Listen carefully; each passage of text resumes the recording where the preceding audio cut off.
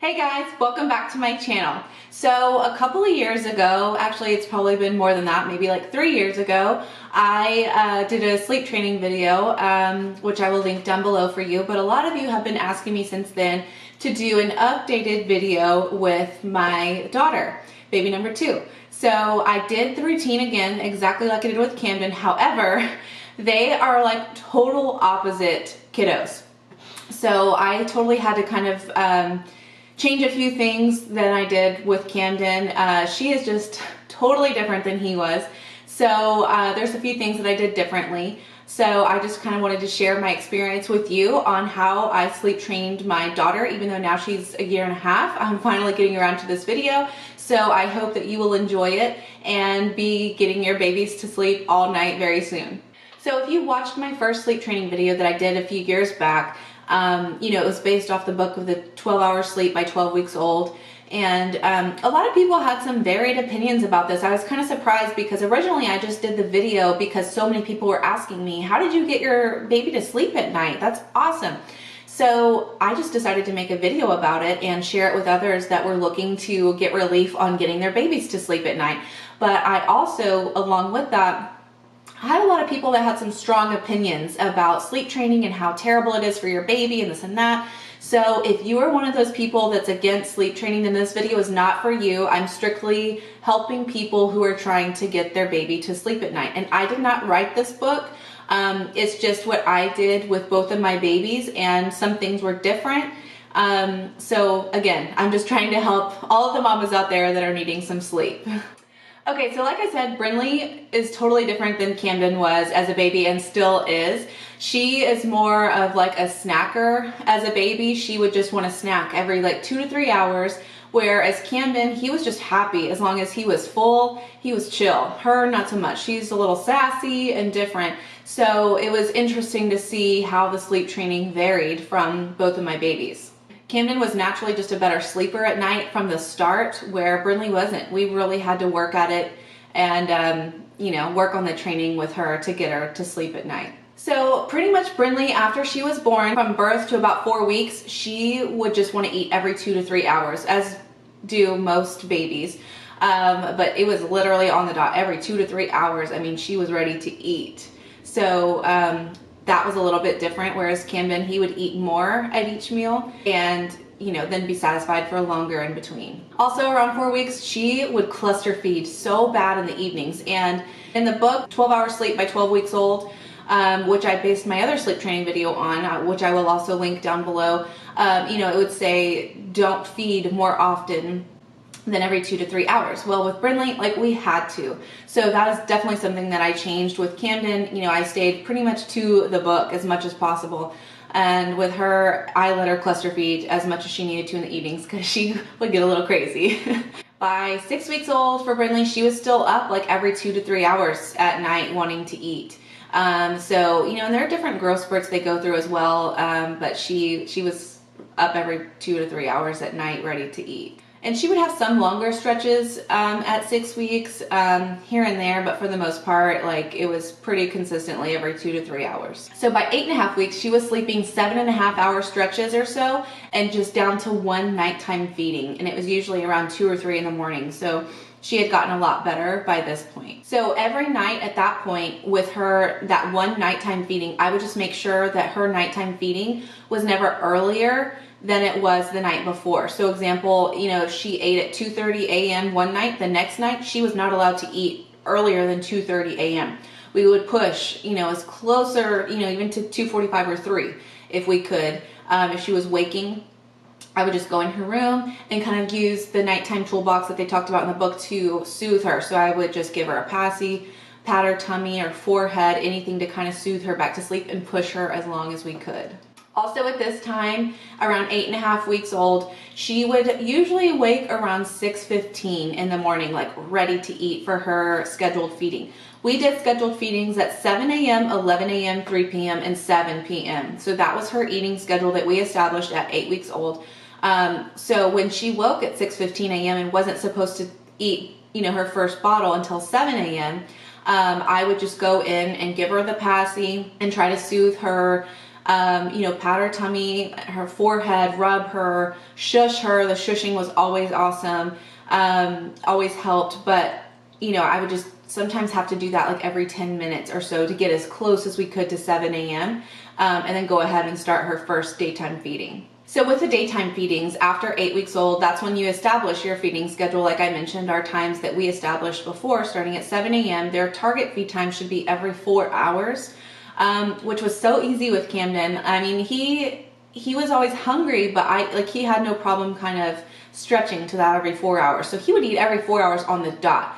Brindley, we couldn't do that. She would sometimes go, you know, even sometimes 3 hours, 3.5. Usually it was around 3.5.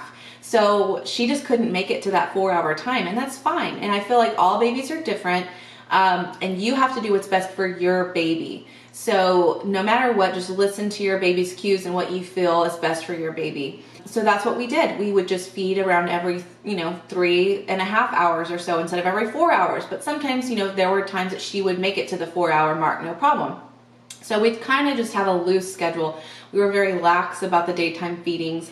And especially, having a second child, it was very hard for me to get lunch for my toddler son ready while, feeding my daughter too. So, we just kind of rolled with it and did the best that I could. So when Brindley was 10.5 weeks old, that's when she had her very first 12-hour stretch at night with no feedings. And after a while, that 2-week span, she just kind of gradually dropped it on her own, and we just decreased the feedings as we went. At this point, I did still have to go in and soothe her a few times. So she wasn't, I was still going in her room at this point to soothe her. She wasn't just sleeping solid. She would just kind of wake up and stir a little bit. So I'd go in and give her passy before she escalated to a full-blown cry and soothe her, and she'd go back to sleep. So it was around this time, around 3 months old, she was eating about 5 to 6 ounces at all of her daytime feedings. And then her last bottle before bed, she would eat about 8 ounces. Camden always ate more than her, so I think maybe that's why he was always more chill and happy and satisfied, where she just didn't like to eat that much at each feeding. But she would always eat more before bed because she knew, it would be the full night before she would eat again. Also, Brindley never really liked to swaddle much, so we just used a sleep sack, one of those muslin sleep sacks. I'll link one down below for you too. We used that with Camden as well, but not until much later. She just was not a fan of the swaddle. So around 12 to 12.5 weeks is when Brindley finally slept through the night, and I didn't have to go in her room. So by that point, I was finally, all my hard work had paid off, and I was getting some good rest finally. So we didn't establish the daytime nap schedules until around 4 months.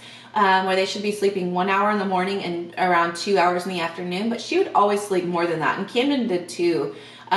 For a while. It took us a while, well after 4 months, until they were strict on a schedule with that. And at this point too, she would always take a little cat nap after her third feeding, about an hour after her third feeding. She'd take a little cat nap, which, in the book it says to keep them awake and active. Well, when I'm in the kitchen trying to cook dinner for everyone else, it's hard. So she would always take a cat nap, and I felt like it, whatever keeps your baby happy, that's what you should do. Also, at this point, most of her naps during the day were actually in the swing. She was not a fan of laying on her back either. She was very particular about that as well. So I just let her nap in the swing. That kept her happy, and that was fine at this point until later down the road we established a strict, nap time routine where she would nap in her bed once she finally got more comfortable laying on her back. So bedtime routine. Every night I established a strict bedtime routine that I also did with Camden. So that was pretty much the same.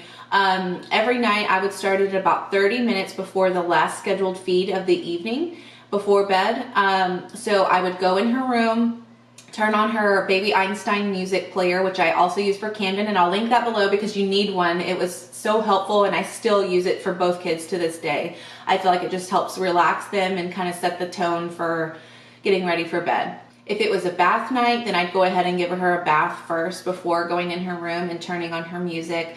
I always use nighttime diapers. I feel like they definitely help keep them a little more dry and comfortable through the night too. So with Brindley, I'd always put her down in a slumber-like state. After she would finish her bottle, I would rock her just for maybe a minute at the most, and then lay her down in her crib, And sometimes as soon as I walked out of her room, she'd start fussing again.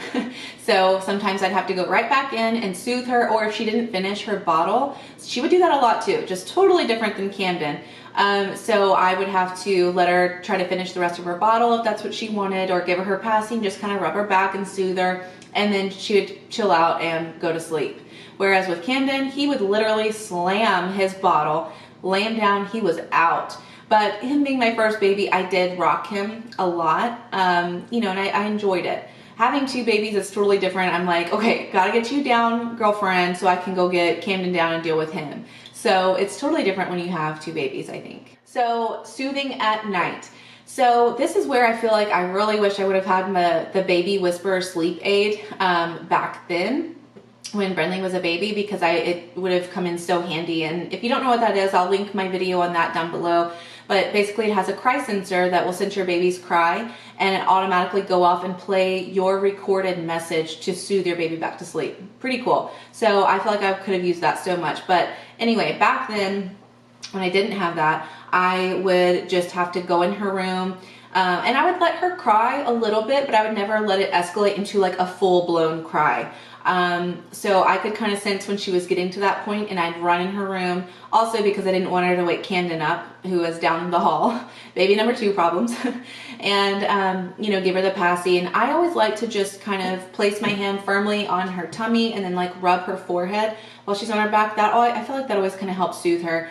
Give her her passy, shush her, tell her it's okay, just kind of whisper, and tell her that it's okay, and that would always kind of help. But again, sometimes I would be in and out of her room quite a bit sometimes. So for daytime sleep with Brenly, I would let her never go more than 30 minutes past her scheduled feeding time. So meaning, you know, if her target feed time is 3 o'clock, but she's still napping, I would just let her sleep. I'd let her go to like 3:30, and then, you know, maybe feed her then.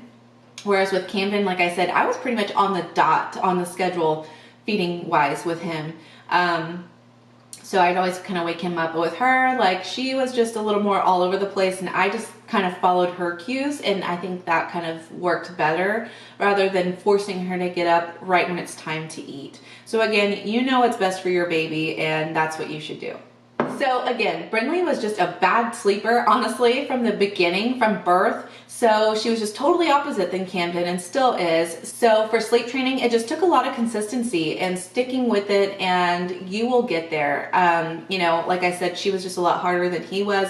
So if you were trying to get some rest with your baby, just hang in there, keep at it. You know what's best for your baby. So that's what you should do. Like, don't feel pressure to stick to a strict schedule of every 4 hours or whatever. Like, just go with it, roll with it, do what your baby needs and what's best for you. So I hope that this video really helps you guys out and get some good rest with your baby. So if you liked this video, please give it a thumbs up. That would really help me a lot. And I really hope that you will subscribe to my channel so that I'm able to keep bringing you videos like these. Thank you so much for watching. Get some rest, and I will see you in my next video.